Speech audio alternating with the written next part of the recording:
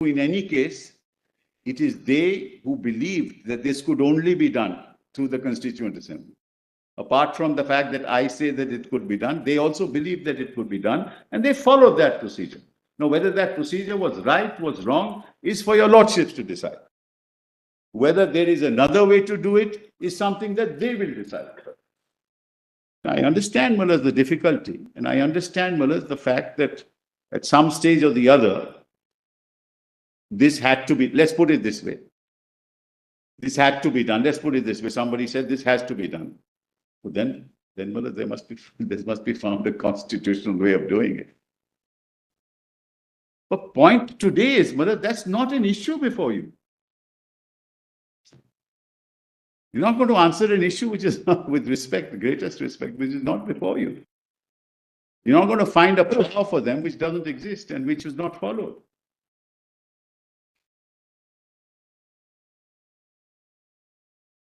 Yes, Mr. Go back. I understand, Mullahs, the difficulty, and I understand, Mullahs, the fact that at some stage or the other, this had to be, let's put it this way. This had to be done. Let's put it this way. Somebody said this has to be done.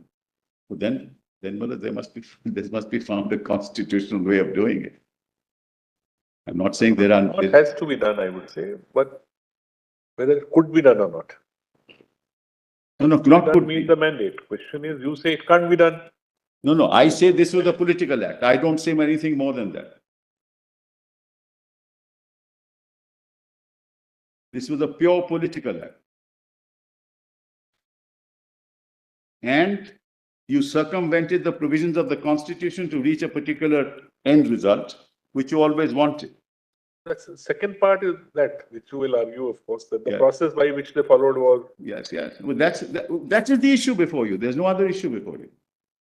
According to you, this could have been only done on the recommendation of the Constituent Assembly. Absent a Constituent Assembly, you cannot exercise the power to abrogate. Number one. Number two, in any case, it is they who believed that this could only be done through the Constituent Assembly. Apart from the fact that I say that it could be done, they also believed that it could be done, and they followed that procedure. Now, whether that procedure was right, was wrong, is for your lordships to decide. Whether there is another way to do it is something that they will decide. That's all that I can say. I don't want to make the argument in a hypothetical argument, conjuring up issues that don't arise in this case. And I don't want to give a helping hand as my learned colleague wants to do, because he can do it outside the court. The lighter side, you said if you had to do it, you would do it a different way. Maybe. But you can't introduce a bill in Parliament at 11 o'clock, pass a resolution without anybody knowing about it. Of course, those are internal procedures. Of the Parliament. I'm not saying anything. 212. Yeah, so I'm just saying, 11 o'clock, nobody knows.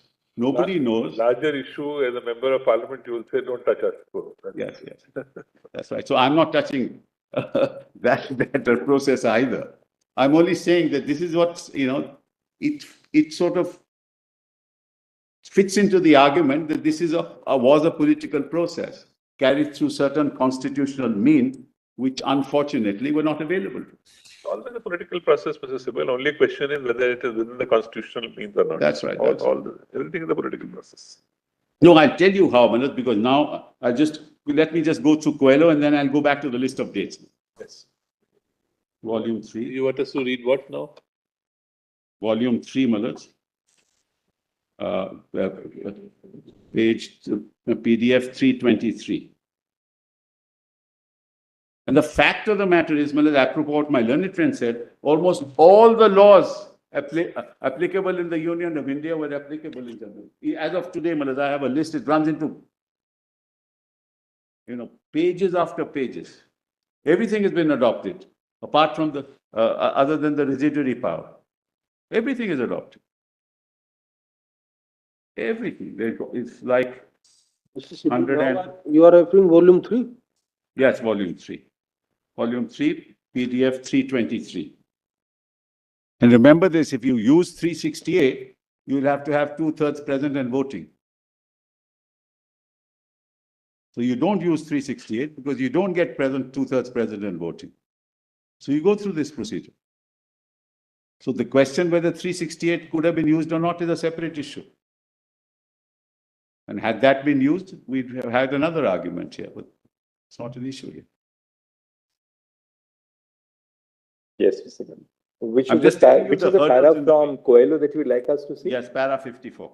At page? Page 776, Miller's PDF 323. Page 323. Yes. The distinction is drawn, my lord has that paragraph? By the author between the making of a constitution by a constituent assembly, which is not subject to restraints by any external authority, as a plenary law-making power and a power to amend the constitution. A derivative power derived from the constitution and subject to the limitations imposed by the constitution. No provision of the constitution framed in exercise of plenary lawmaking power can be ultra-virus because there is no touchstone outside the constitution by which the validity of provisions of the constitution can be adjudged. The power for amendment cannot be equated with such power of framing the constitution. The amending power has to be within the constitution and not outside it. Why? Because you're subject to the constraints of the constitution. So you want to amend, you can use 368, but then you have to follow the procedure under 368. But so, for example, if you were to say that you amend the definition and say the provision for consent of the states is not required. Approval of the states is not required. Can you do that? The answer is no. That's a proviso to 368. So if you want to work within the constitution, you have to follow then what the constitution obliges you to do constitutionally. If 368 were available. All right, apart from Coelho, which is the next? Yes, next is para 118 of Coelho itself. PDF? PDF page 344. We have earlier noted that the power to, my lords have that? Para 118. Yes. We've earlier noted that the power to amend cannot be equated with the power to frame the constitution. The power has no limitations or constraints. It's a primary power, a real plenary power. The latter former power, however, is derived from the former. It has constraints of the document, that is the constitution which creates it.